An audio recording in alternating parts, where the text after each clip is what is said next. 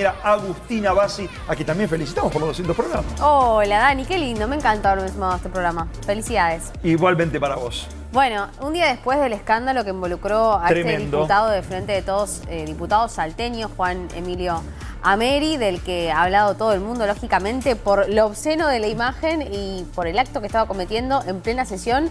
Tuvo que suspenderse la sesión y finalmente, después de un raid mediático que también hizo el diputado por la noche, donde pasó por distintos programas de televisión y de radio pidiendo disculpas, explicando que no sabía que estaba al aire, que la conexión creía que le fallaba, bueno, explicando un poco de quién se trataba esta mujer que lo acompañaba, aparentemente una asesora, y otro tema en redes sociales por que estaban, digamos, los dos evidentemente entonces en funciones y fueron involucrados en este escándalo. Y finalmente lo que hizo este diputado de la madrugada fue renunciar.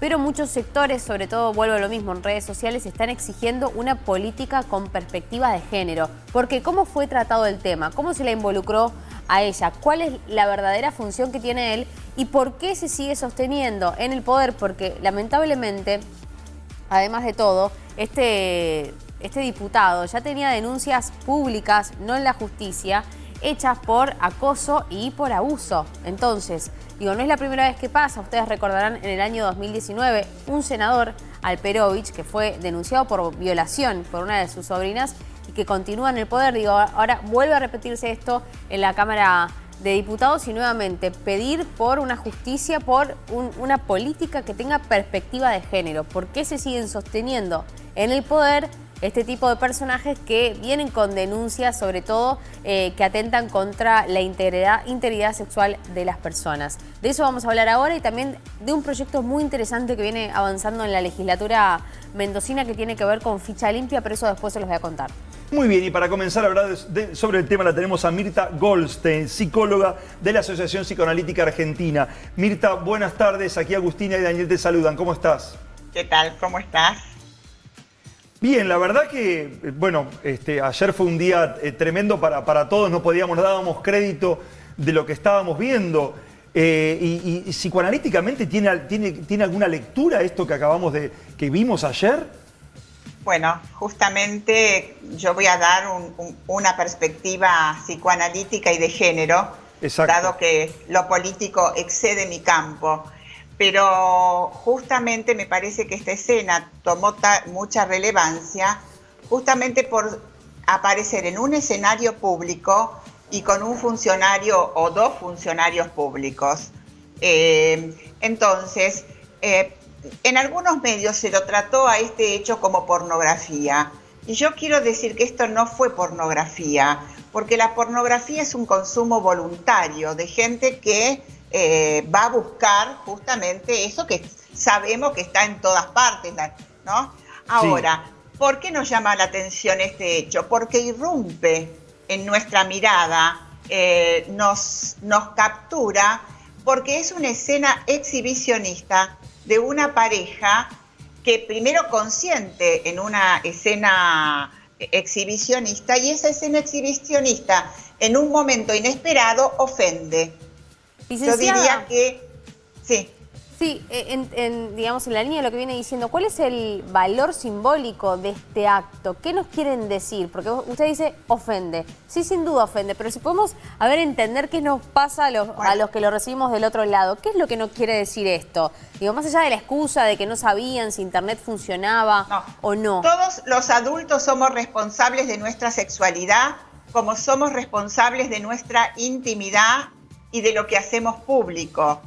Entonces, justamente, yo considero que esta escena fue impúdica. ¿Por qué? Porque justamente el exhibicionismo lo que hace es saltar por arriba del pudor.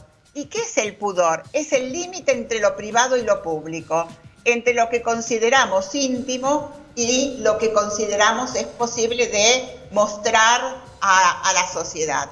Entonces, como sociedad, tenemos límites del pudor, no solo como seres humanos, sino también como sociedad. Entonces, aquí hay una pareja en donde la mujer consciente está de acuerdo en proponer una escena exhibicionista. Por lo tanto, ella no es abusada, pero la escena que ellos transmiten a los demás es abusiva. ¿Por qué? Porque ofende nuestro pudor. Porque el pudor tiene dos facetas. El pudor de los que se muestran y el pudor de los que reciben la imagen. Sin duda. Por eso también del otro lado esta recepción de un funcionario que nos representa, que está ahí en lugar del pueblo, recibir eso es fuerte del otro lado. Digo, también se mezcla un poco con la decepción, ¿no? Con esto de que se creen impunes para hacer este tipo de actos como si no tuviera consecuencias. Digo, pensando un poco en la respuesta que tuvo, ¿no? Y el rebote en redes sociales, mucho se habló también de ella, se llama Cecilia Burgos, finalmente se supo que es su asesora, y el debate de si él le había pagado el implante, digo, se puso bastante pesada la cosa. ¿Y qué lugar ocupa ella? Porque que sea funcionaria también la ubica en otro lugar. ¿Cómo lo ve eso, licenciada? Ella tiene una función. A mí me parece que desde la perspectiva de género yo no me voy a meter en la cuestión de los funcionarios, sí, porque obviamente los funcionarios, tanto hombre como mujer, como cualquier género, tienen, como dije, responsabilidad sobre su sexualidad, sí, y sobre la función pública. Pero lo que sí me parece que desde la perspectiva de género, esta escena es machista. ¿Pero por qué machista?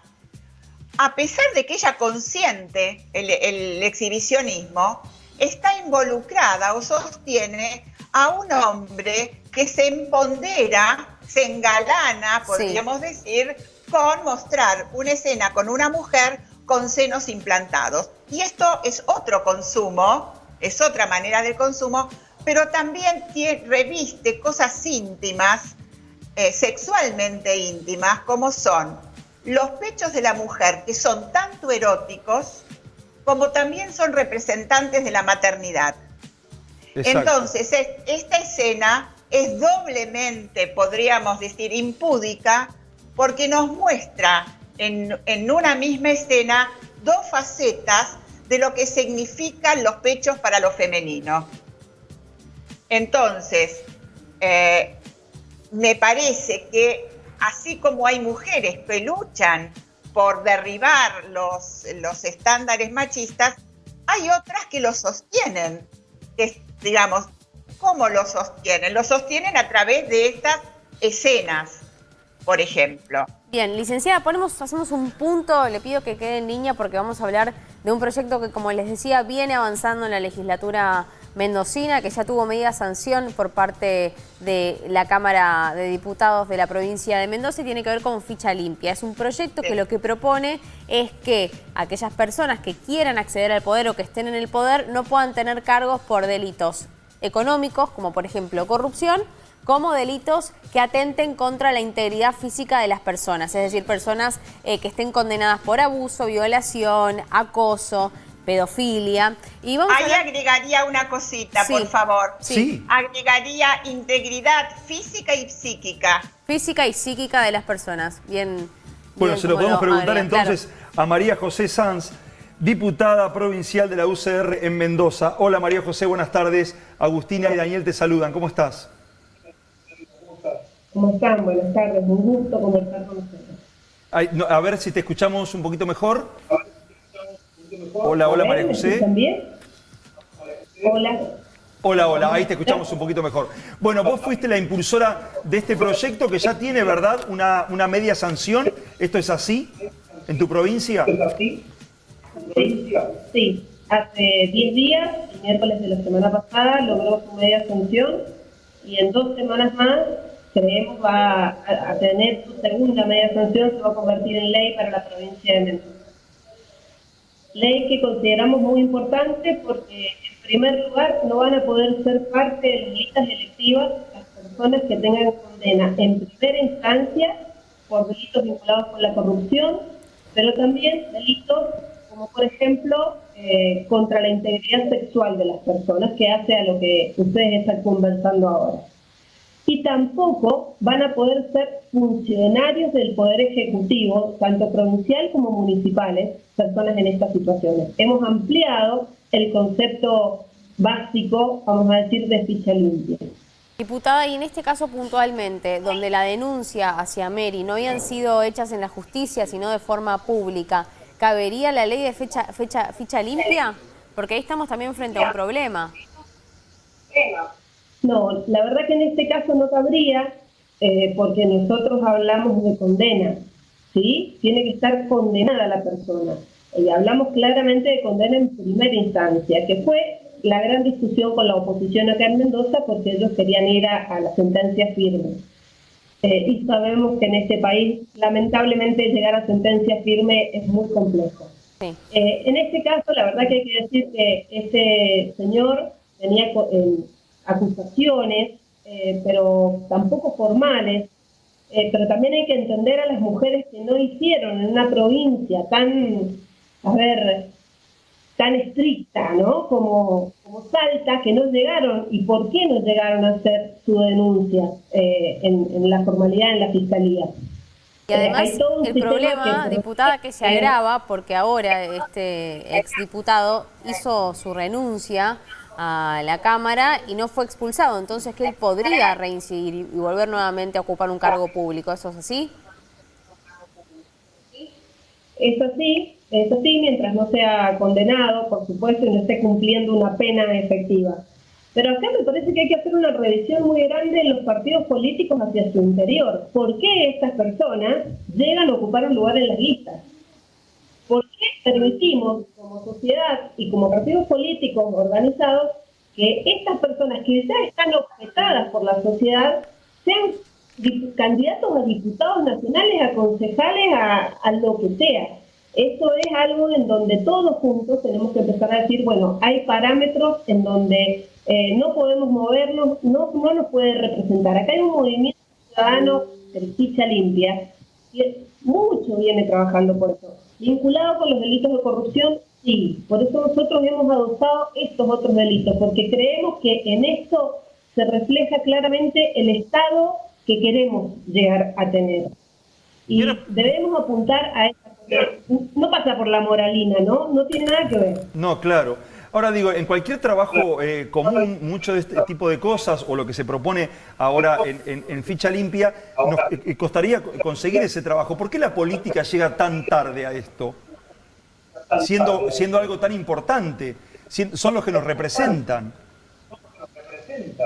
Sí, comparto absolutamente con vos, pero en realidad la pregunta que yo me hago es, ¿por qué tenemos que tener una ley de este tipo?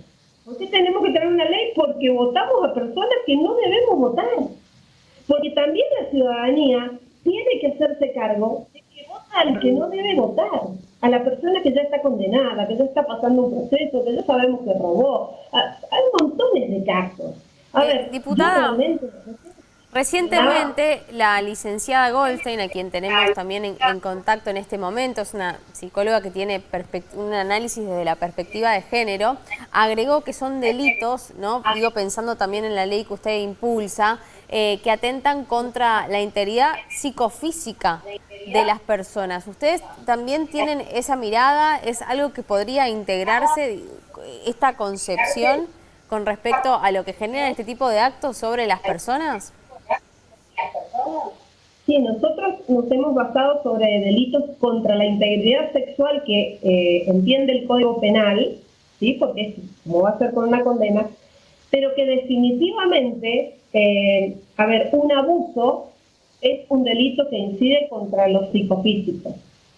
Definitivamente. Claro. Le voy a preguntar ahora a la licenciada Goldstein, si les parece, hacemos un punto, diputada, pero muchos sectores a partir de este hecho volvieron a pedir nuevamente más políticos o más actividad política que tenga perspectiva de género. Digo, ¿qué sería esto desde su ámbito, ¿no? ¿Qué es lo que falta en la actividad política en cuanto a las acciones, a los gestos políticos para que sí haya una perspectiva de género? ¿Qué sería un ejemplo de esto? Se han dado grandes pasos en los últimos tiempos, ¿no? Con respecto a este tema, pero falta que las mujeres y los hombres tengamos la posibilidad de acceder a todos los derechos de forma igualitaria, y esta es una mirada, me parece, bastante difícil de afrontar desde la política, porque es un ámbito muy machista. pero fundamentalmente falta eso, que las mujeres terminemos de conquistar algunos derechos que no estamos pudiendo llegar. Y ahora le pregunto a la licenciada Goldstein, lo mismo, pero desde la psicología, ¿qué es lo que le falta al mundo de la política para que tenga verdaderamente una perspectiva de género? Bueno, primero que la política es poder, y el poder supone otra faceta que es la sumisión. Si no tenemos en cuenta que hay una dupla poder-sumisión, es difícil entender por qué muchas mujeres son abusadas o objetalizadas de muy diferente manera. Pero a mí entender lo que falta son políticas que reúnan a todos los géneros.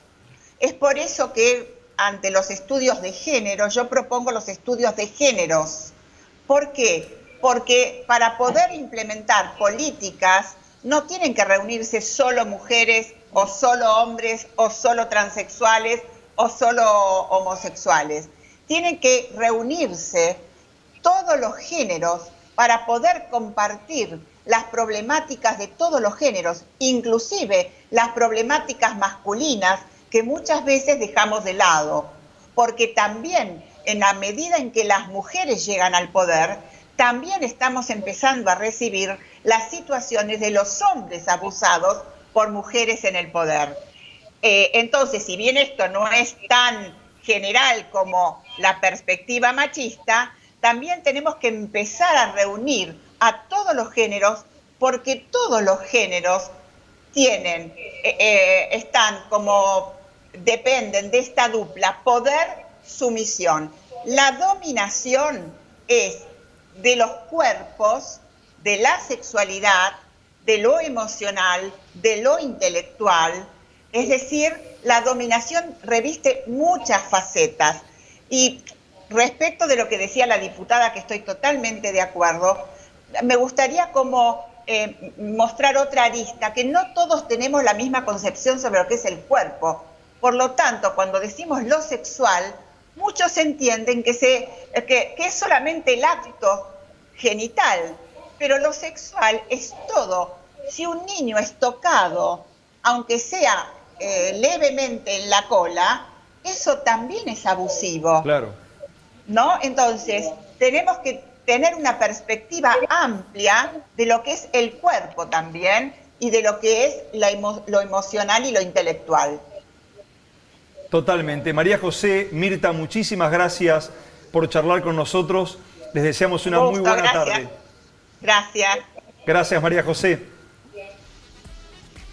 Muchas gracias. Muy bien, tremendo este tema. Vamos a ver cómo realmente sigue en los próximos días, pero por lo pronto, como dijiste vos, ya hubo la renuncia, pero esta es otra cosa que se abre. Renunciando podría presentarse en otro momento. Un montón de aristas que evidentemente van a ir apareciendo y hay que ver cómo se resuelve este tema. ¿Y si va a recibir algún tipo de condena? De sanción, finalmente, claro. Más allá de la condena social que es casi unánime, ¿no? Este acto que ha sido abusivo para la sociedad por el lugar que él ocupa y por estar justamente en un momento de trabajo haciendo algo inapropiado. Totalmente. Muy bien, señoras y señores, nosotros nos vamos a la primera pausa, corte, y ya volvemos con más. Hoy nos toca acá, en el canal de la ciudad.